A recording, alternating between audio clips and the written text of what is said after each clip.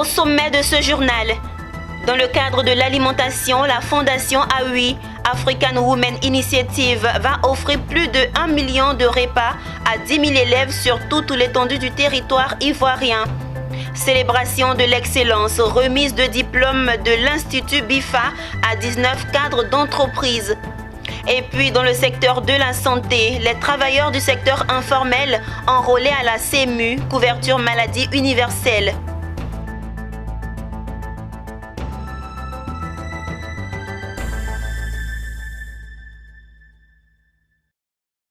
Bienvenue Madame, Monsieur, merci de choisir Business 24 Africa pour vous informer. À l'entame de cette édition, nous débutons sur une page de l'alimentation. Ventre affamé n'a point d'oreille. Ce proverbe, la Fondation AWI, African Women Initiative, l'a si bien compris. Pour la rentrée 2021-2022, elle a décidé de soutenir 50 cantines scolaires et 50 groupements de femmes autour des cantines sur toute l'étendue du territoire ivoirien. Elle projette offrir 1 200 000 repas équilibrés à 10 000 élèves sur 120 jours. Le compte rendu de Walter Kofi. Selon la direction des cantines scolaires, environ 3 millions d'élèves n'ont pas accès à la cantine en Côte d'Ivoire. Cette situation a une répercussion sur les résultats scolaires. Pour pallier à ce déficit, la Fondation AWI, African Women Initiative, a initié depuis octobre 2021 le projet d'alimentation scolaire « Ma cantine, je parraine un repas chaud ». Après la première édition avec plus de 58 000 repas offerts, la Fondation a lancé ce vendredi 1er octobre 2021 à Abidjan la deuxième édition. Mariama Fadiga Fofana, président du conseil d'administration, explique le bien fondé de ce projet. On a obtenu de la direction des cantines scolaires que la collecte des parrainages puisse servir à acheter dans les localités des cantines qui auront été identifiées par la direction des cantines scolaires, que la collecte puisse permettre d'acheter les productions des femmes autour des cantines. Donc la collecte puisse servir de faire des achats locaux avec les montants que nous aurons collectés à travers les parrainages. Parce que pour nous, il s'agit d'encourager les femmes pour qu'elles continuent leur production, que ce soit dans la production ou que ce soit dans l'agro-transformation. Selon Meïté Losumbo Fofana, chef de projet, plus de 1 200 000 repas équilibrés seront offerts gracieusement à 10 000 élèves. À travers ce projet, la Fondation AWI entend également soutenir 50 groupements de femmes autour des cantines, installer 50 comités de suivi pour la gestion des cantines et permettre à 100 cantinières de bénéficier de revenus mensuels. Présent à la conférence, le chef adjoint au directeur de ressources humaines de la direction des cantines scolaires, Sawane Yaya, salue cette initiative de la Fondation AWI. Oui, il faut dire que la Fondation AWI vient combler un des énormes trous que nous avons au niveau de la cantine. L'EPAM fait sa part, l'État fait sa part, mais le défi il est très grand. Et la Fondation AWI, de façon progressive, est en train de faire une démonstration d'apport très important au niveau de l'alimentation des élèves. La Fondation African Women Initiative, créée en 2016, est une organisation non gouvernementale qui œuvre pour l'insertion sociale, professionnelle et économique de la femme. Le projet s'inscrit dans son plan d'action 2020-2030. Poursuivons cette édition sur une note de sécurité routière. Le bureau exécutif de la Fédération des ONG de sécurité routière de Côte d'Ivoire a été investi à la Bibliothèque nationale dans la commune du Plateau. Ce bureau aura pour mission d'appuyer l'OSER, l'Office de sécurité routière, dans la sensibilisation des automobilistes au civisme afin de réduire de façon drastique le nombre d'accidents sur les routes. Le compte rendu de Emmanuel Bonzo et Ismaël Doza.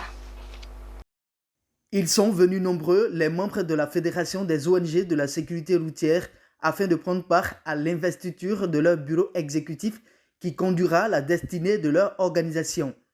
Selon son président Cissé Lamine, bientôt une caravane nationale de la sécurité routière d'Abidjan à Korogo avec une escale dans toutes les grandes localités aura lieu pour sensibiliser, éduquer et former les automobilistes au civisme.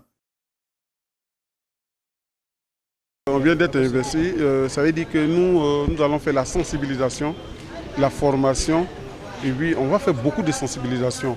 Donc à ce sujet, nous avons élaboré un plan d'action qui part de 2021 à 2023. Donc je vous annonce que cette année, dans le mois de décembre déjà, il y aura la caravane de la sécurité routière qui part d'Abidjan à Korogo.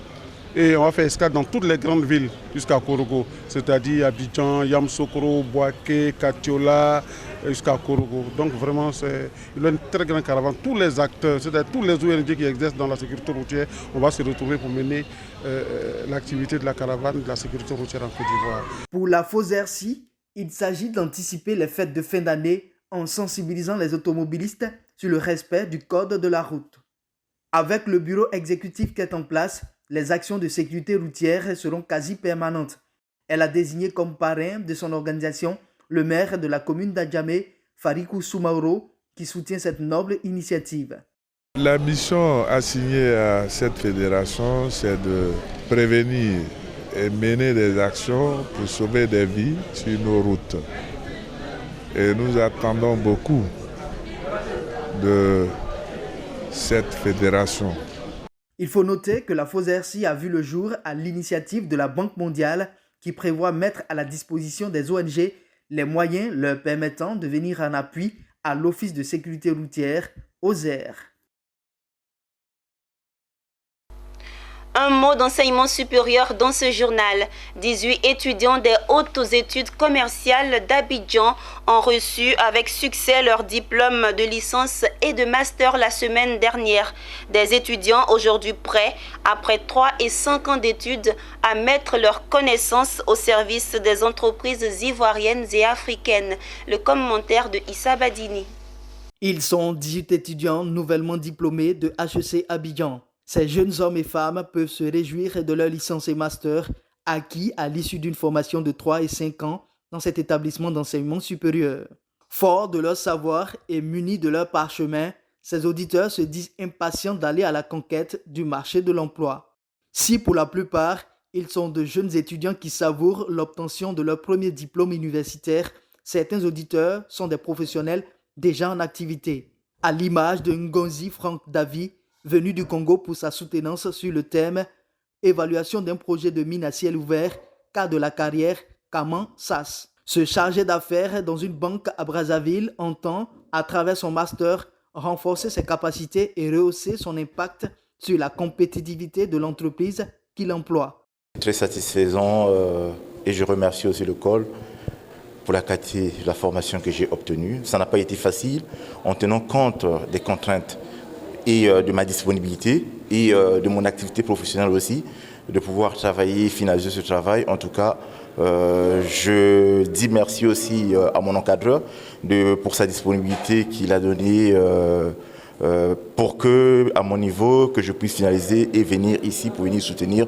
Ces diplômes de licence et master délivrés par la Business School HEC Abidjan à l'issue de ces soutenances sont reconnus par l'État de Côte d'Ivoire et homologués par le CAMES. Ces parchemins, également reconnus par la Fédération européenne des écoles, offrent à tous les auditeurs l'opportunité de mener une carrière à l'international.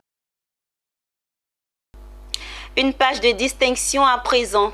19 cadres d'entreprise se sont formés aux outils de mesure de performance comme le tableau de bord Excel, un outil de mesure de performance des entreprises à partir des indicateurs. Ils ont reçu leur diplôme de formation des mains du directeur de l'Institut BIFA, Business Intelligence and Financial Analyst. Le reportage est signé Philippe Zabo. 19 récipiendaires, tous dans la vie active, ont décidé de se former au tableau de bord et autres outils de mesure de performance pour une utilisation efficiente des données statistiques afin de mieux décider. Ils ont reçu ce vendredi 1er octobre 2021 à Abidjan leur diplôme de formation des mains de Fidel Adjoumani, directeur de l'Institut Business Intelligence and Financial Analyst, en abrégé BIFA, un cabinet de conseil et de formation. Cette cérémonie était une cérémonie de lancement officiel de l'activité de BIFA Institute et également donc une cérémonie de remise de certificats à nos précédents auditeurs. Nous avions 19 cadres d'entreprises, d'organisations de divers secteurs, secteur pétrolier, secteur bancaire, voilà.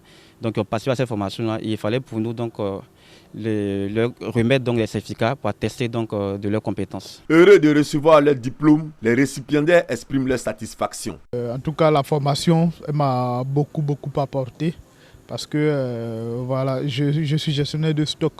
J'ai autour de 3500 spécifications d'articles. C'est vrai que la gestion, on a des ERP avec lesquels on gère, mais aujourd'hui, en tout cas avec la formation, c'est fou de savoir qu'est-ce qu'on peut faire avec Excel. La formation a permis de renforcer mes compétences dans le pilotage des tableaux de bord. D'abord dans la conception du reporting des données jusqu'à la création d'un tableau de bord pour permettre le pilotage de toutes les données de l'entreprise. Avant cette formation, je n'avais pas une idée claire des tableaux de bord. Mais après la formation aujourd'hui, je sais que cet outil-là peut m'aider sur le plan professionnel et aussi sur le plan personnel. Au long de cette formation, j'ai eu beaucoup de bases pratiques Excel et aussi en tableau de bord et en business intelligence. Cette remise de diplôme a également marqué le lancement officiel des activités de l'Institut BIFA. L'Institut BIFA est un cabinet de conseil et de formation spécialisé dans les outils de collecte de données et de mesure des indicateurs de performance des entreprises. En Côte d'Ivoire, 93% de la population active est dans l'économie informelle, ce qui la laisse en marge des programmes de couverture médicale initiés par les pouvoirs publics. C'est pour changer la donne que le Bureau international du travail et les centrales syndicales de Côte d'Ivoire ont créé un comité intersyndical pour la transition vers l'économie formelle. Ce comité était récemment au grand marché d'Adjamé Forum pour enrôler les commerçants à la CEMU, couverture maladie universelle. Le compte rendu de Emmanuel Bonzo. Le comité intersyndical pour la transition vers l'économie formelle, CITEF, a investi le grand marché Forum de la commune d'Adjamé pour enrôler les commerçants à la CEMU, couverture maladie universelle. Une opération financée par le BIT, le Bureau international du travail, et qui mobilise les grandes centrales syndicales de Côte d'Ivoire. Avec les centrales et le comité, nous avions vraiment remarqué qu'au niveau de la couverture maladie universelle, il y a beaucoup de nos camarades qui ne se sont pas encore enrôlés. Et donc je tiens même à dire merci au BIT qui nous a financé, qui nous a aidés à vraiment mettre ce projet en place. Alors, nous sommes au marché Forum dans le cadre d'une sensibilisation que nous avons démarrée depuis le 2 juin qui concerne 17 marchés du district autonome d'Abidjan que nous avons ciblés. Et aujourd'hui, je dirais que nous sommes presque au thème de cette tournée de sensibilisation à l'enrôlement à la CEMU. Lorsque les requérants arrivent, nous essayons de regarder les pièces qu'ils ont, si les pièces sont les pièces qui sont requises pour faire l'enrôlement. Nous leur demandons de faire la photocopie de la pièce. Et une fois qu'ils font la photocopie de la pièce, et ils viennent pour se faire enrôler auprès des agents qui sont là à cet effet-là. Je me suis fait enrôler à ma carte de CENU pour aider les enfants demain, pour faire les soins en cas de maladie.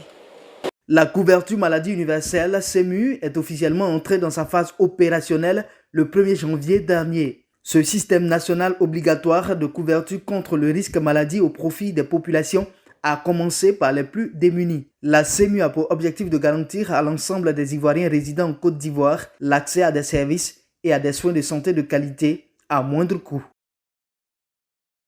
Et voilà qui met fin à ce journal. Merci de votre fidélité à votre chaîne panafricaine d'information économique.